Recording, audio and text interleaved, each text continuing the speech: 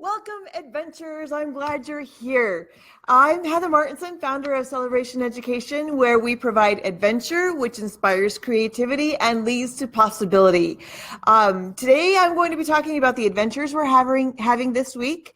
We're going to talk about some fireworks that you can do at home, and I'm going to issue to you your call to the adventure challenge. Our topic for this week is robots. Leonardo da Vinci actually designed and created a robot, and it was working. It wasn't nearly as magnificent as the robots we have today, but it was nevertheless a robot. He used a suit of armor around some mechanisms that it could move its arms and head. I think it wasn't stellar, but it was for his day, for the Renaissance time, that was amazing, right? So our topic for the week is robots.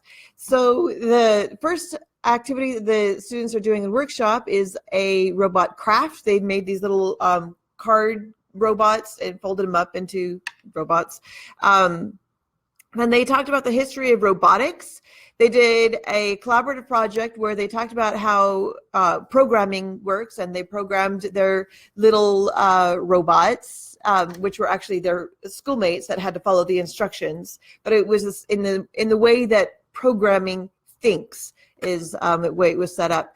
Then for writing, we talked about Isaac Asimov's 3 laws of robotics, and the children were to write their own laws of robotics. For math and logic, we talked about being a human computer, and we taught the students the nines trick on how to multiply nines.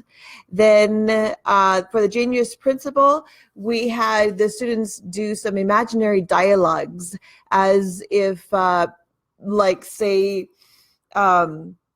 Leonardo da Vinci were to have a conversation with Albert Einstein, this type of thing, and they portrayed the different people, and they were to answer questions based on how that person's views are. Then for our bigger activity of the week, we had the students made their little bristle bots, which are kind of tiny, like robots the size of a head of a toothbrush. Then for the movement, the students had got to do a robot dance off, trying some little bit of robot dancing. So I thought that was fun. In Minecraft class this week, the students are talking about the different types of sensors that robots have, and they're going to experience those within Minecraft. Then they're going to each create a robotic farming equipment system. And these days, indeed, some farms are actually, at least portions, if not all, run by robots. And so they're going to be making a robotic farming equipment. And then they're going to do some rock'em sock'em robots, a little bit of robot fighting. And it's going to, the build challenge this week is to make some type of robot that is not anthropomorphic. A lot of times when people think of robots, they think of something like this. This is from one of the classes yesterday, this little boxy robot that the students made. But a lot of times when you think of robot, you think of something anthropomorphic, but a lot of robots are not shaped like people. A lot of robots are simply an arm or a vacuum cleaner. You know, there are many different shapes of robots. So that's the build challenge, is for them to make a non-anthropomorphic robot.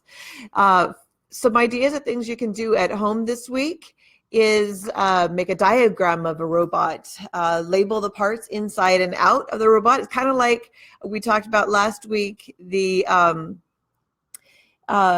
human body inside and out, and today it's robots inside and out. You can write, students can write an imaginary conversation between Leonardo da Vinci and Osimo. Osimo is the robot, anthropomorphic robot by Honda. And so see, what would Leonardo, I'm sure he would love to have a conversation with Osimo. And a fun activity, creative one, would be for the students to make their own stop action robot movie. and they can write the script, they can film it, they can edit it, they can upload it. That's be a good project for them to work on. And remember to have your children bring their projects back to class. We like to see what they're working on. So our upcoming events are our call to adventure. This call every Tuesday morning at 6:45 a.m. usually on the Facebook Celebration Education Families Facebook page.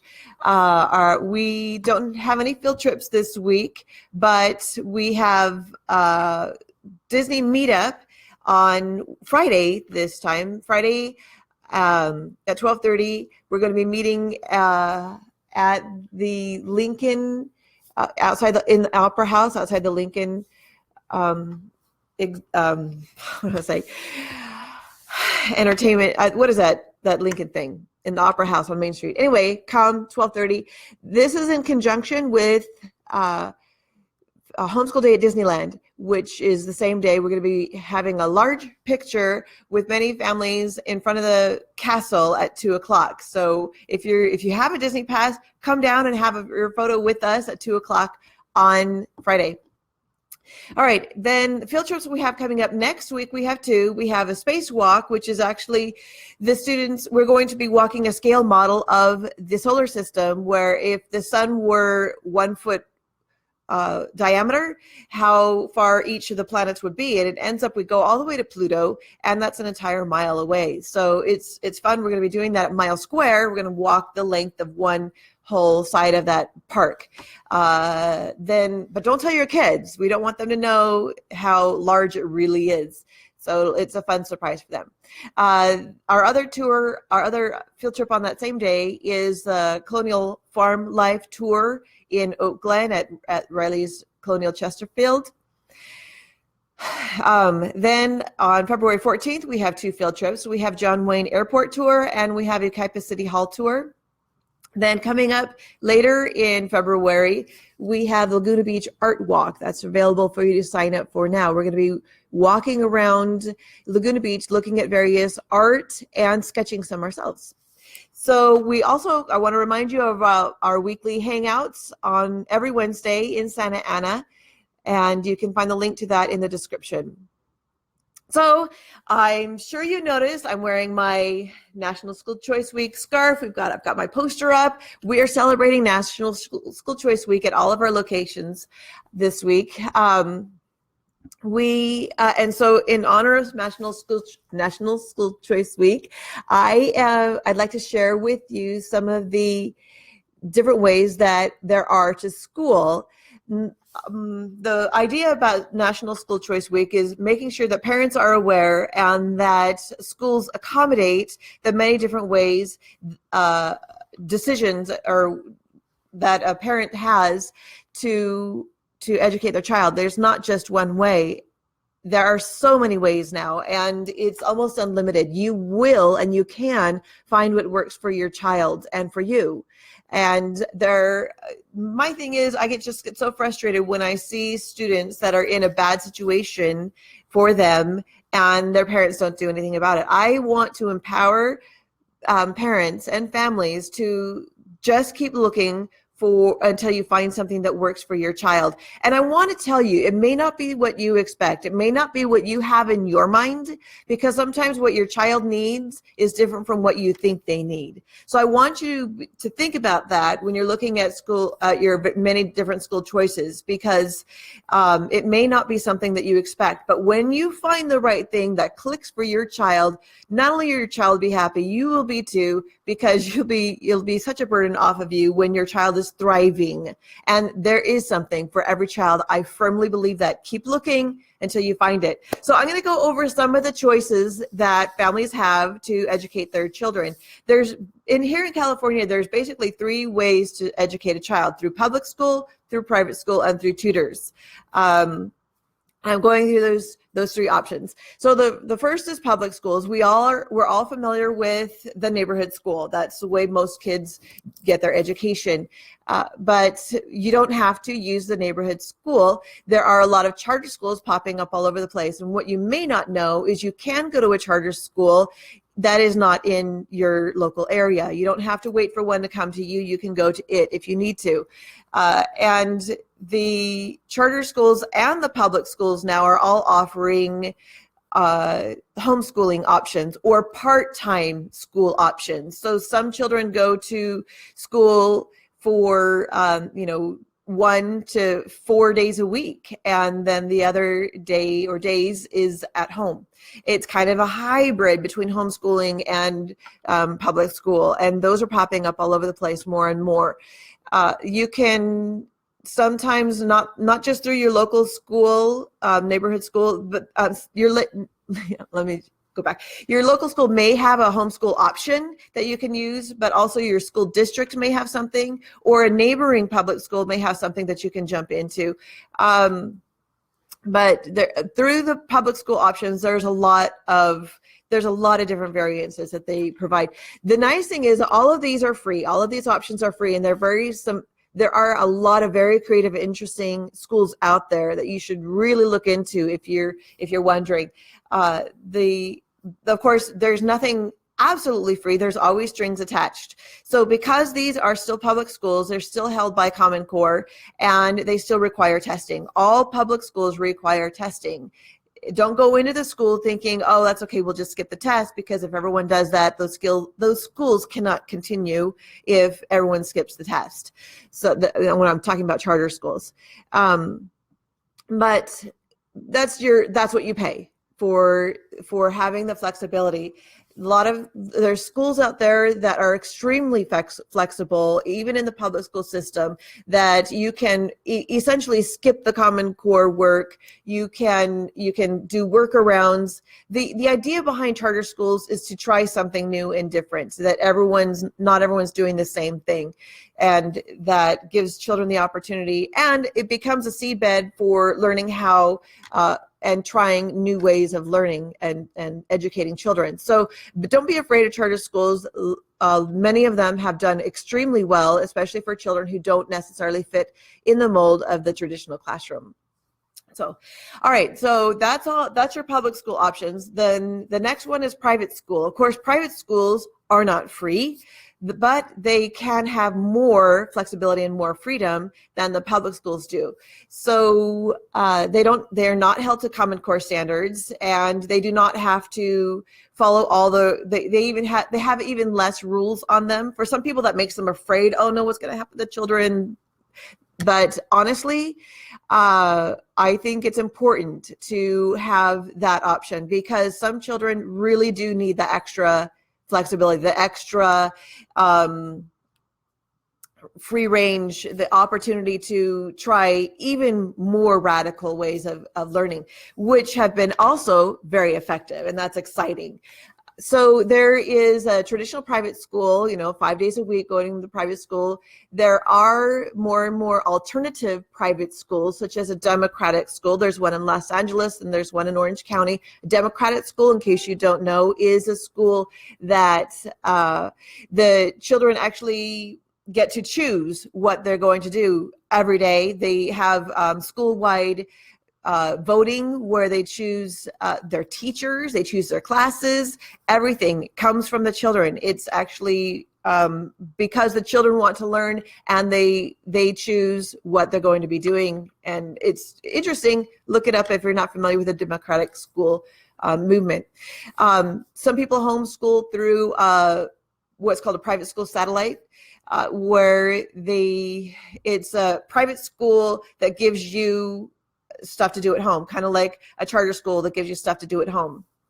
There's also a lot of people homeschool independently, where they file for themselves their private school affidavit and establish their own home as a private school. This is actually the way my mom started homeschooling back in the 80s, and the laws have not changed, because the law does not recognize homeschooling as an option. It's actually falls under the private school category. So that's why I'm talking about it now. So, but anyone can file a private school affidavit. There are minimal requirements as far as what's being taught and the records that you keep. It is not hard at all. And I encourage anyone who feels like even the most flexible private school or public school is not working for you, look at and seriously consider the private school affidavit, because it gives you the maximum amount of freedom. That's what I've always done. My children were all homeschooled through the private school affidavit from day one. So the third option here in California, if you're not going to public school and you're not in a private school, is tutors. The tutors, they're to school with tutors, legally school with tutors, you just have to have, the tutors have to be credentialed in the subjects that they're teaching. And this option is most often used by children who are professionals, such as athletes and actors. But that's not to say that you can't use a tutor for your own school. Like, for example, if you are homeschooling independently or through any of the other ways, you can hire a tutor, but that's not your legal status. Your legal status is still through your private school or your public school. Excuse me. So, Call to Adventure Challenge for this week is for you to research and find out more about the schools that are around you, the options that you have.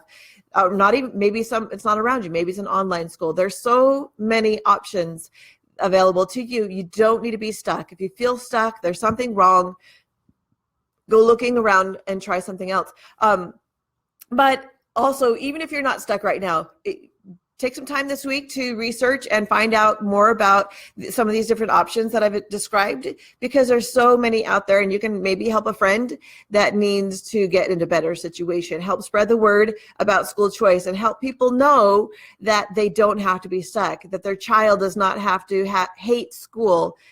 Learning should be a wonderful experience. Learning feels good to kids, and if there's a child that's not experiencing school in that way, there's something wrong. And I would love to see all children get into the right situation for them.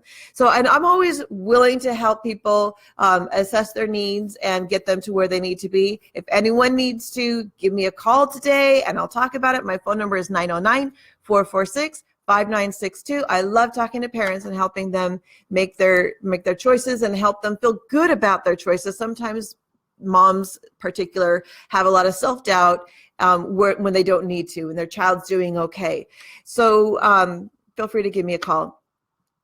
So that's it for Call to Adventure this week. Visit celebrationeducation.com to learn more about what we do and to register for our adventures. Join me again next week at 6:45 a.m. I'm Heather Martinson at Celebration Education, where we've been learning outside the box since 2006. I'll see you next time. Bye.